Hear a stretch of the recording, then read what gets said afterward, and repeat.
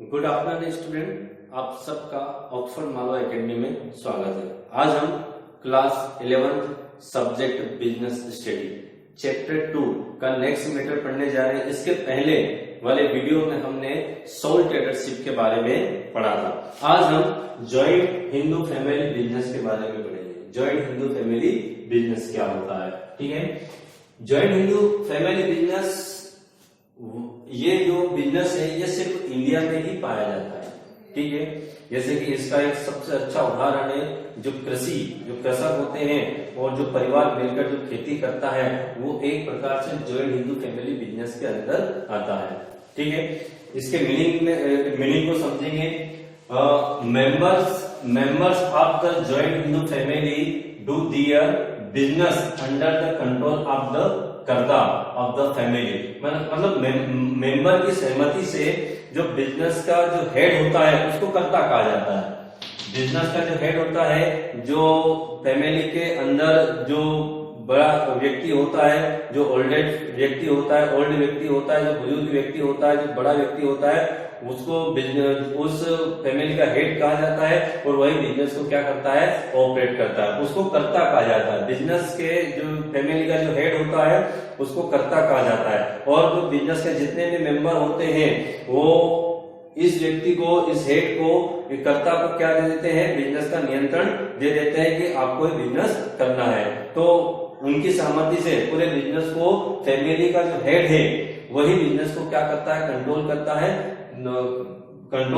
है। Such type of business is called the joint Hindu family business. ऐसे business को joint Hindu family business कहा जाता है। एक फैमिली मिलकर जब कोई बिजनेस करती है और उसका जो हेड होता है, उस फैमिली का जो हेड होता है वह उसे कर्ता कहा जाता है और वही बिजनेस को ऑपरेट करता है, वही बिजनेस को कंट्रोल करता है, तो उसको जॉइंट हिंदू फैमिली बिजनेस कहा जाता है। मैंने भी आपको बताया कि जैसे कि हम अब एक बहुत अच्छा हमारे सामने एक उदाहरण, जैसे कृषि क्षेत्र है। कृषि क्षेत्र में एक जो परिवार होता है वो मिलकर पूरे बिजनेस उस कृषि को करते हैं। मतलब वो जॉइंट फैमिली मिलकर जब उस बिजनेस को करते हैं तो उसी को जॉइंट हिंदू फैमिली बिजनेस कहा जाता है ना। नेक्स्ट पॉइंट है, अब इसकी कैरेक्टरिस्टिक्स क्या है, इसकी विशेषता क्या है, इस बिजनेस की विशेषता क्या है। ये तो आपको समझ में आ गया कि जॉइंट हिंदू फैमिली बिजनेस क्या है। एक फैमिली के द्वारा जब कोई बिजनेस किया जाता है जिसमें उसके पिताजी, उनके लड़के और उनका जो पूरा परिवार है मिलकर उस बिजनेस को करते हैं, लेकिन उसका जो मालिक होता है वो फैमिली का हेड होता है। उस बिजनेस का जो मालिक होता है वो फैमिली का हेड होता है, ठीक है। उसी को ही कर्ता कहा जाता है और उसके हाथ में उस बिजनेस का कंट्रोल रहता है, उस बिजनेस को मैनेजमेंट स्वयं करता है, तो उस बिजनेस को जॉइंट हिंदू फैमिली बिजनेस कहा जाता है। अब इस बिजनेस की विशेषता क्या है, कैरेक्टरिस्टिक्स क्या है, समझना। फर्स्ट वाला पॉइंट है only male members. Only male members मतलब इसमें इसकी विशेषता ये है कि इसमें जो मेल मेंबर होते हैं, जो पुरुष जो होते हैं वो ही सदस्यता ले सकते हैं, है ना। लेकिन आजकल जो है कि आजकल जो नया कानून आया है उसमें जो महिला भी जो होती है वो भी उस बिजनेस का जो है कि मेंबर बन सकती है ना। उसके बाद ओनली मेल मेंबर्स। उसके बाद है नेक्स्ट पॉइंट है इनबोर्न मेंबरशिप। मतलब बच्चा जब जन्म लेता है तब से ही उस बिजनेस का मेंबर बन जाता है, उसका हकदार उस बिजनेस में उसका हक हो जाता है।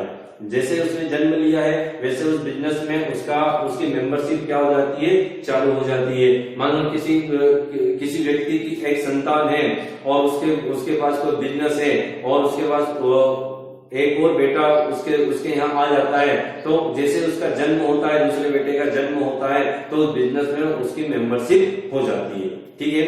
तो इनबोर्न जैसे जन्म लेता है बच्चा वैसे ही उसकी मेंबरशिप इस बिजनेस के अंदर हो जाती है। नेक्स्ट पॉइंट है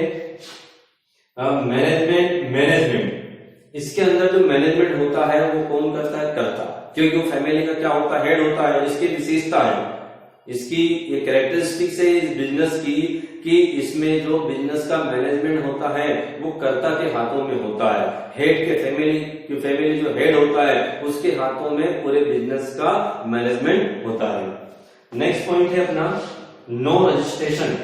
नो रजिस्ट्रेशन मतलब ये जो बिजनेस किया जाता है, जॉइंट हिंदू फैमिली बिजनेस जो किया जाता है, इसमें रजिस्ट्रेशन की आवश्यकता नहीं होती।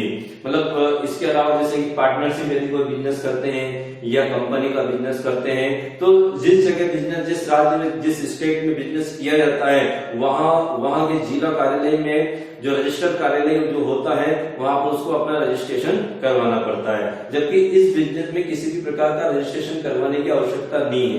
ठीक है। नेक्स्ट पॉइंट है आपका कंटिन्यूस एग्जिस्टेंस। कंटिन्यूस एग्जिस्टेंस का मैंने आपको बताया था। एग्जिस्टेंस का मतलब क्या होता है? एग्जिस्टेंस का मतलब होता है अस्तित्व। इसके पहले हमने सोल ट्रेडरशिप में भी पढ़ा था कि उसका जो अस्तित्व होता है वो अनसर्टेन होता है, अनिश्चित होता है, क्योंकि सोल ट्रेडरशिप में व्यक्ति जब शांत हो जाता है, मर जाता है, उसकी डेथ हो जाती है, तो फिर उसके बाद उस बिजनेस को चलाने के लिए कोई नहीं बचता है, उस बिजनेस को बंद करना पड़ता है। जबकि इसके अंदर नहीं होता है, इसका जो अस्तित्व होता है कंटिन्यूस एग्जिस्टेंस होता है। कंटिन्यूस एग्जिस्टेंस होता है मतलब यदि कर्ता की यदि डेथ हो जाती है, यदि वो मर जाता है, तो उसका बड़ा पुत्र या उसके बाद जो भी बड़ा व्यक्ति जो होता है फैमिली का, वो इस बिजनेस का हेड बन जाता है, वो उसका कर्ता हो जाता है, उस बिजनेस को संभालने लग जाता है, उसका मैनेजमेंट करने लग जाता है। नेक्स्ट है डिसोल्यूशन मतलब विघटन। डिसोल्यूशन का मतलब क्या होता है? विघटन, समापन। यदि सभी मेंबर की सहमति हो, जितने भी मेंबर हैं उनकी सहमति हो, तो इस बिजनेस को समाप्त भी किया जा सकता है। यदि एक पिता की 2 संतान हैं और उनके पास कोई बिजनेस है, तो वो अपने बिजनेस को डिवाइडेड भी कर सकते हैं। यदि सबकी सहमति हो तो उस बिजनेस को बांट भी सकते हैं। जैसे कि आपने रिलायंस कंपनी का नाम सुना ही है ना? उसमें धीरू भाई अंबानी के जो 2 पुत्र हैं, मुकेश अंबानी और अनिल अंबानी, ठीक है, उन्होंने कुछ समय पहले अपने जो बिजनेस को क्या कर लिया है, पहले वो जॉइंट हिंदू फैमिली में थे, उस प्रकार दोनों भाई मिलकर बिजनेस को ऑपरेट करते थे, ठीक है। लेकिन अब जो है कि दोनों क्या हो गए, सबकी सहमति हुई और दोनों ने अपना बिजनेस अलग अलग कर लिया है।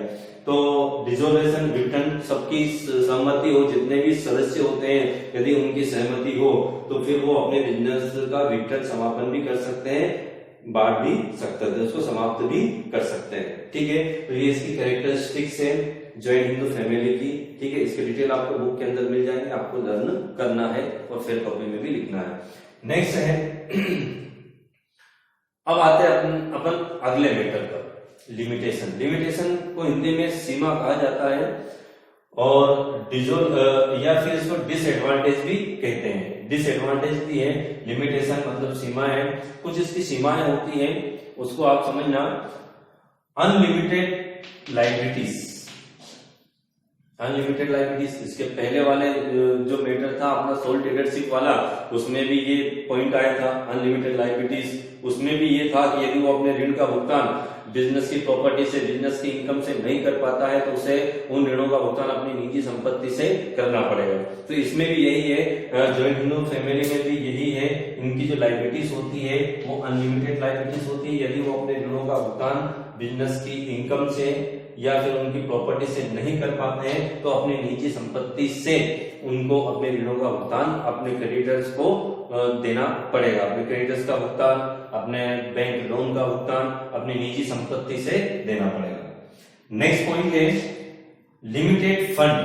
लिमिटेड फंड, ये जॉइंट हिंदू फैमिली है, ये एक परिवार का ही बिजनेस होता है, तो इसके पास जो फंड होते हैं वो बहुत कम होते हैं। जैसे कि पार्टनरशिप की यदि हम बात करें तो पार्टनरशिप में मान लो 5 या 6 या 7 पार्टनर है, तो 7 व्यक्ति के फंड उसके अंदर लगे होते हैं, कैपिटल लगी होती है, लेकिन इसके अंदर एक परिवार की कैपिटल लगी होती है, जिसके पास जो फंड होते हैं वो बहुत ही कम होते हैं, लिमिटेड फंड होते हैं। नेक्स्ट पॉइंट है अपना limited managerial ability. Limited manager ability, जो प्रबंधन की क्षमता है, मैनेजमेंट, बिजनेस को मैनेज करना पड़ता है, और जो करता होता है, जो फैमिली का जो हेड होता है, वो बिजनेस को क्या करता है, मैनेजमेंट करता, मैनेज करता है। तो वो एक ही व्यक्ति ही बिजनेस को मैनेज करता है। कई बार ये होता है कि बिजनेस के अंदर कि जो करता होता है, हेड होता है, वही बेचारा परेशान होता रहता है, वही बिजनेस को चलाता रहता है, वही वर्क करता रहता है, और जो अदर मेंबर होते हैं वो बिजनेस में ठीक से काम नहीं करते हैं। तो इसके अंदर जो मैनेजर एबिलिटी होती है वो लिमिटेड होती है, एक ही व्यक्ति जो है बिजनेस को मैनेज करता है। जैसे कि पार्टनरशिप में है, पार्टनरशिप में 3, 4 या 5 पार्टनर है, तो मिलकर बिजनेस को ऑपरेट करते हैं। कंपनी में जो शेयर होल्डर्स जो होते हैं, शेयर होल्डर्स जो होते हैं वो कंपनी के ओनर होते हैं, तो वो बहुत सारे शेयर होल्डर होते हैं, वो मिलकर बिजनेस को ऑपरेट करते हैं। लेकिन इसमें एक ही व्यक्ति बिजनेस को ऑपरेट करता है, वही मैनेज करता है। तो इसकी एबिलिटी जो मैनेजर एबिलिटी होती है वो बहुत ही कम होती है। नेक्स्ट पॉइंट है लिमिटेड गुडविल।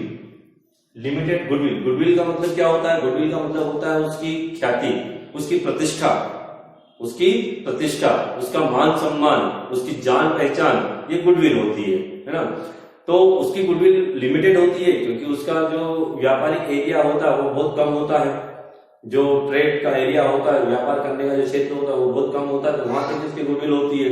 जबकि यदि पार्टनरशिप यदि देखें या कंपनी को यदि हम देखें तो उसका जो एरिया बहुत बड़ा होता है, तो उसकी जो गुडविल जो होती है वो बहुत ज्यादा होती है, प्रतिष्ठा उसकी ज्यादा होती है, इसकी प्रतिष्ठा कम होती है, गुडविल इसकी क्या होती है? कम होती है। सेक्रेसी का मतलब क्या होता है? मतलब गोपनीयता। इसके अंदर सारे वर्ग करता है, जो फैमिली का हेड होता है वही करता है, मैनेजमेंट भी वही करता है, सारी लेन देन बिजनेस की जो फैमिली का हेड होता है वही करता है। तो इसमें उसके पास गोपनीयता रहती है। अब इस गोपनीयता से जो है कि दूसरे जो मेंबर होते हैं उनके बीच जो है कि एक शंका भी हो जाती है मन के अंदर कि कहीं ये गबन तो नहीं कर रहा है। तो ये समस्या ये होती है क्योंकि एक ही व्यक्ति, ये जो फैमिली का जो हेड होता है वही सारे लेन देन करता है, वही ऋण लेता है, वही चुकाता है, वही जो है कि जो उनकी जो पेमेंट होती है, जो लेन देन होता है उसका लेखा जोखा वो स्वयं एक ही व्यक्ति रखता है। तो वही इसमें गबन होने का, चोरी होने का डर रहता है, दूसरे मेंबर के मन में ये शंका रहती है। तो फिर ये इसकी क्या है? लिमिटेशन है। नेक्स्ट पॉइंट है अपना centralisation of power. Centralisation of power मतलब जो पावर, जो शक्ति होती है उसका केंद्रीकरण हो जाता है। मतलब इसमें एक ही व्यक्ति के पास पावर रहता है और कभी सभी जो कर्ता जो होता है वो अपने पावर का दुरुपयोग भी कर सकता है ना। मतलब अपने मेंबर से, अपने फैमिली के मेंबर से दूसरे जो मेंबर होते हैं उनसे अपनी सही इनकम छुपा सकता है ना। तो इस प्रकार से जो पावर जो होता है एक ही व्यक्ति के हाथ में होता है, सेंट्रलाइजेशन ऑफ पावर का जो है शक्ति का केंद्रीकरण हो जाता है। तो इसके कारण वो अपनी जो शक्ति का है दुरुपयोग भी कर सकता है, गलत वर्क भी कर सकता है। गलत वर्क का मतलब ये कि गबन कर सकता है, चोरी कर सकता है ना। तो इस प्रकार से ये इसकी क्या है? लिमिटेशन है। इसको आपको बुक में अच्छे से पढ़ना है और समझना है। ठीक है, ओके, थैंक यू।